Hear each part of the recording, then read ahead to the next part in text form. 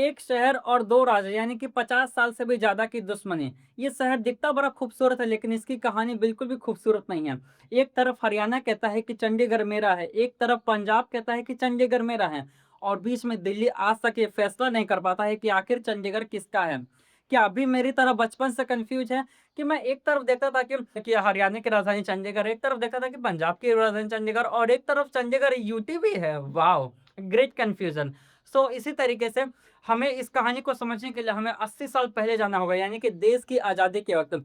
हमारा देश आज़ाद होने से पहले उस वक़्त पूरे पंजाब की राजधानी हुआ करती थी लाहौर। लाहौर था उस वक़्त पाकिस्तान में। जब देश का बँटवारा हुआ तब हमारे पंजाब के पास कोई राजधानी बची नहीं थी। तो फिर जवाहरलाल नेहरू ने डिसीज़न लिया कि अब से हम लोग थोड़े समय के लिए टेम्पोरेरीली शिमला को पंजाब का राजधानी बनाया गया। नेहरू जी ने सोचा था कि एक बड़ा-सा भारत का नया ब्लूप्रिंट बनाएँगे यानी कि चंडीगढ़। उन्होंने चंडीगढ़ बनाया, यहाँ पे सब कुछ ठीक था। फिर आता है 1966, 1966 में होता क्या है कि फिर मैं देश में बँटवारा था। बँटवारा मतलब फिर से देश के 2 टुकड़े नहीं होते हैं।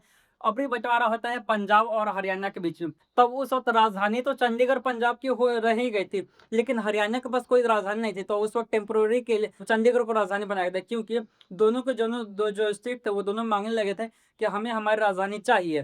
फिर इंदिरा गांधी ने आकर के उनको कहा कि ठीक है, तो ये तुम्हारा राजधानी हुआ चंडीगढ़ तुम दोनों के लिए, लेकिन इसको जॉइंट स्टेट यानी कि यूनियन टेरिटरी चलाया जाएगा।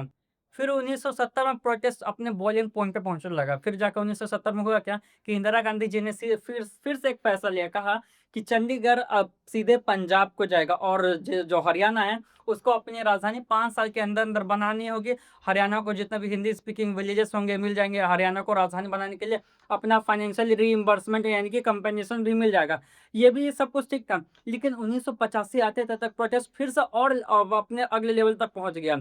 जब प्रोटेस्ट अपने पीक लेवल पे पहुँचा तब जाकर राजीव गांधी आते हैं, लोंगेवाला के साथ एक पंजाब अकॉर्ड साइन करते हैं। वो अकॉर्ड साइन करने के बाद जो लोंगेवाला होता है वो कुछ समय के बाद वो मर जाता है। जब ये पीस ट्रीटी साइन होती है तब उस वक़्त राजीव गांधी जी सीधे कह देते हैं कि 26 जनवरी 1986 को जो चंडीगढ़ जो राजधानी है वो सीधे पंजाब को मिल जाएगा। लेकिन फिर आता है 1986, ये प्रोसेस कभी इम्प्लीमेंट हो ही नहीं हो पाता है। जो सेंट्रल का जो कमीशन होता है वो समझ ही नहीं पाता है कि कौन-सा हिंदी स्पीकिंग विलेजेस है जो हम उसको पंजाब को दे दें। अगर हमने ज़्यादा इधर-उधर कर दिया तो फिर चंडीगढ़ डिसबैलेंस हो जाएगा। अब बात करते हैं आज की यानी कि 2022 से लेकर 2024, आज के नहीं 2022 उस वक़्त की। उस वक़्त हुआ क्या कि पंजाब अपने असेंबली में एक इमीडिएट ट्रांसफर ऑफ अपनी राजधानी कहता है कि हमें हमारा अपना राजधानी चंडीगढ़ चाहिए। उस वक़्त हरियाणा भी अपनी असेंबली में एक काउंटर रिज़ॉल्यूशन पास करता है। वो कहता है कि जाओ सबसे पहले अपना सतलज यमुना कैनाल उसको कंप्लीट करो और राजधानी को क्लेम करना। और फिर आज बात करते हैं आज के 2025 और 2026 की। इस वक़्त में होता क्या है, अभी जो यूनियन टेरिटरी है, जो चंडीगढ़ है, उसको 2 बराबर भागों में बाँटा गया। जो 60 और 40 के रेशियो में जो चंडीगढ़ का जितना भी एडमिनिस्ट्रेटिव हो गया, प्रशासन हो गया, जितने भी पुलिस हो गए, गवर्नमेंट जॉब्स हो गए, जितनी भी सब चीज़ें 60% पंजाब को जाएगा और 40% इन सब के जो स्टाफ रेशियो वो सब जाएगा हरियाणा को। ये भी यहाँ पे सब कुछ ठीक है। दोनों स्टेट आज भी सेंट्रल गवर्नमेंट को एक्यूज़ करते हैं कि तुम्हारे वजह से तुम जो ये यूनियन टेरिटरी के कैडर्स के जो ऑफिसर्स यहाँ पे जो भर रहे हो, तुम्हारे वजह से हमारा खुद का इन्फ्लुएंस हमारी राजधानी में खत्म हो रहा है। हरियाणा का भी यही स्टैंड है, पंजाब का भी यही स्टैंड है। लेकिन अगर हम लोग अब थोड़े अभी 2026 के समय का देखें, तो अब यहाँ पे हरियाणा कहता है कि तुम हमसे हमारी कुछ 10 एकड़ ज़मीन ले लो और हमको 10 एकड़ की ज़मीन हमको चंडीगढ़ के अंदर दे दो ताकि हम अपना एक परमानेंट असेंबली बना लें। लेकिन वहीं पर पंजाब इसको देखता है कि अगर चंडीगढ़ में हरियाणा अपना परमानेंट असेंबली बना पाता है, तो इसका मतलब कि हमारा तो उस राजधानी पे तो कोई राइट ही नहीं बचा क्योंकि हम इसको मना भी नहीं कर पा रहे। फिर से हरियाणा याद दिलाता है कि जाओ, जाकर के पहले अपना Sutlej Yamuna canal linkage river को पहले कंप्लीट करो तब जाकर के हमसे बात करना। अच्छा, तो ज़रा आप ही सोचिए इस जो लड़ाई झगड़े का आखिर सॉल्यूशन क्या है? सॉल्यूशन यहाँ पे 3 है जो बहुत सारी इंटरनेट पे चीज़ें सजेस्ट की गई, तो मुझे पता चला कि सबसे पहला सॉल्यूशन ये है कि पंजाब है उसको चंडीगढ़ ही राजधानी दे दिया जाए और हरियाणा को अपना कंपेन्सेशन दे दिया जाए, उसके फिर हिंदी स्पीकिंग विलेजेस दे दिए जाए। यहाँ पे सब कुछ तो ठीक है लेकिन हरियाणा को ये प्रॉब्लम है कि ठीक है ले लो, लेकिन अपना पहले सबसे पहले सतलज यमुना कैच को कंप्लीट करो उसके बाद आकर के हमसे बात करना। दूसरा सॉल्यूशन ये है कि चंडीगढ़ को 2 बराबर भागों में बाँट दो। लेकिन प्रॉब्लम यहाँ पर ये है कि अगर पहला भाग आप पंजाब को दे दो, आधा भाग जाकर के हरियाणा को दे दो। हाँ, हाँ, ये सब प्रैक्टिकली सब कुछ तो ठीक लगता है, लेकिन यहाँ पे प्रॉब्लम ये है कि जो चंडीगढ़ जो राजधानी है, वो सीधे यूनेस्को का हेरिटेज साइट है। इसलिए वॉस्योर के ज़रिए उस पूरी राजधानी को, उसके लेआउट को, उसके आर्किटेक्चर को, उसके इंफ्रास्ट्रक्चर को डिज़ाइन किया गया। अगर उसको बीच से फिज़िकली काटना या डिवाइड करने की किसी भी कोशिश से पूरे सिटी का लेआउट खराब हो सकता है। और अब आता है हमारा तीसरा सॉल्यूशन। तीसरा सॉल्यूशन ये कहता है कि दोनों में से किसी को चंडीगढ़ दो ही ना, इसको हमेशा के लिए यूनियन टेरिटरी बना करके छोड़ दो। यानी कि अब सेंट्रल गवर्नमेंट ये हमेशा उस यूनियन टेरिटरी को सँभालेगा। ये भी बड़ा ही प्रैक्टिकल लगता है, लेकिन प्रॉब्लम यहाँ पे ये है कि पंजाब के साथ एक धोखा की तरह इसको समझा जाएगा। पंजाब समझेगा कि हमको 1960-70 से ही वादा किया गया है कि हमें ही राजधानी मिलेगी, हमें ही मिलेगी, और जब उसको नहीं दिया जाएगा तो उसको कैसा लगेगा? अगर आज के अल्टीमेट रियलिटी को देखें तो यहाँ पर चंडीगढ़ का लाइकली सिचुएशन ये है कि चंडीगढ़ अभी भी यूनियन टेरिटरी ही रहेगा कुछ दशक तक। और हरियाणा, हाँ, हरियाणा मानने को तैयार है कि हाँ, हम चंडीगढ़ छोड़ देंगे, ठीक है, कोई दिक्कत नहीं।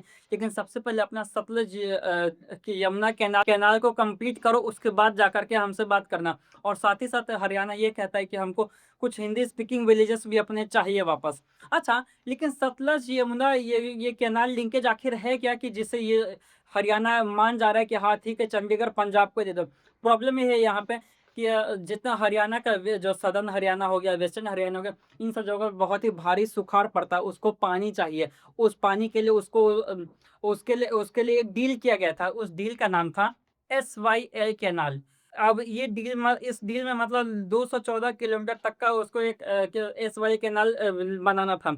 लेकिन इस कैनाल में प्रॉब्लम ये था कि न जो हरियाणा था उसने अपना 92 किलोमीटर का अपना बना लिया था। लेकिन वहीं पर अगर हम लोग पंजाब को देखें तो उसने आज तक कभी 122 किलोमीटर बचे हुए को कभी बनाया ही नहीं। वो इसलिए नहीं बनाया क्योंकि जब ये सारी चीज़ जब 1980 में जब हरियाणा ने अपना पूरा का पूरा 92 किलोमीटर का प्रोजेक्ट कंप्लीट कर लिया, तो जब ये पंजाब ने वो सब चीज़ें करने स्टार्ट कर दी, तब उस वक़्त उसमें बहुत ज़्यादा मैस किलिंग्स देखे गए कि जो बनाने वाले जो मिस्त्री थे, इंजीनियर थे, उन पर हमला होने लगा, असैसिनेशन होने लगा। उसी की वजह से पंजाब ने उस वक़्त उसको रोक दिया।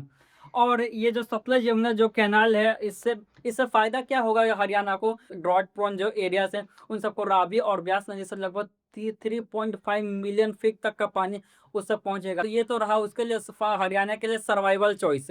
लेकिन आखिर चंडीगढ़ का उस कैनाल से क्या लिंकेज है? लिंकेज ये है कि उस वक़्त पीस डील साइन किया गया था, तो उस वक़्त साफ-साफ पंजाब को कहा गया था कि 26 जनवरी 1986 को तुमको तुम्हारी राजधानी मिल जाएगी। लेकिन हरियाणा को 3 कंडीशन दिया गया। सबसे पहला कंडीशन ये था कि उसको जो प्रॉमिस किया गया था एसवाई कैनाल को प्रोजेक्ट को कंप्लीट करने के लिए, वो उसको कंप्लीट करके उसको मिल जाएगा। दूसरा शर्त ये था कि जितने भी हिंदी स्पीकिंग जो विलेजेस होंगे, वो सब हरियाणा को मिल जाएँगे।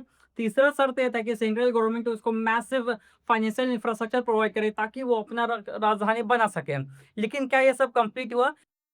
कि पंजाब अकॉर्ड कभी पूरा ही नहीं हो पाया, यानी कि 26 जनवरी 1986 में पंजाब को अपनी राजधानी चंडीगढ़ मिल ही नहीं पाई। तो पंजाब ने इसलिए मना कर दिया कि अब हम, ये भी कारण है कि अब हम इस वाइल कैनाल को कंप्लीट करने के लिए हमारा कोई भी ऑब्लिगेशन नहीं बचा है। यहाँ तक कि पंजाब ने अपने असेंबली में एक टर्मिनेशन ऑफ एग्रीमेंट्स भी पास कर लिया 2004 में, ताकि वो किसी तरीके से ये जो सतलज यमुना कैनाल का जो बनाना है, उसके ऊपर इसकी कोई ज़िम्मेदारी ना आए। और हाँ, ज़रा पंजाब ने ये मीटिंग्स में क्या-क्या कहा है, ज़रा सुनिएगा ज़रा ध्यान से मेरी बातें।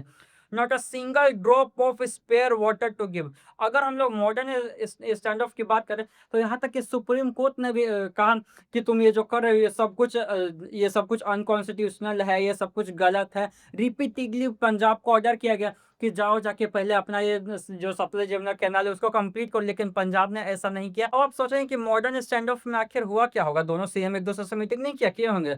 दोनों स्टेट के सीएम ने एक दूसरे से मीटिंग किया और उस मीटिंग में हरियाणा ने क्या कहा, जरा सुनिएगा। No water no Chandigarh. एक वक्त था जब पंजाब हरियाणा को कहा करता था कि डेवलपमेंट के मामले में तुम मेरे यंगर ब्रदर हो। लेकिन आज वो वक्त है जहां हरियाणा का सिर्फ एक गुरुग्राम पूरे पंजाब से भी ज्यादा पैसे कमाता है और ज्यादा अमीर है। यहाँ तक कि हरियाणा ने पूरे पंजाब को इकोनॉमिकली आउटपेस कर दिया। अगर हम लोग हरियाणा के जीडीपी देखें तो लगभग 15 लाख करोड़ तक का, वहीं अगर हम लोग पंजाब का देखें तो लगभग 9 लाख करोड़ तक का। पंजाब को चलाया जाता है एएपी के ज़रिए और हरियाणा को चलाया जाता है बीजेपी के ज़रिए। लेकिन अगर पॉलिटिकल पार्टी को अगर साइड रखें और जब देखें इन दोनों स्टेट के डेवलपमेंट के बारे में, तो कहीं न कहीं हरियाणा को गुरुग्राम ज़्यादा डेवलप्ड दिखाई देता है। डिस्पाइट चंडीगढ़ एक भारत का ब्लूप्रिंट था उस वक़्त, लेकिन आज डेवलपमेंट ज़्यादा मैटर करता है। अभी का क्या है? अभी हरियाणा में सबसे ज़्यादा कॉर्पोरेट्स भरे पड़े हैं। देखते हैं ये लोग तीनों में से कौन-सा सॉल्यूशन को चुनते हैं। आप भी इंतज़ार कीजिएगा, देखिएगा कि ये लोग क्या चुनते हैं। Bye bye, Tata.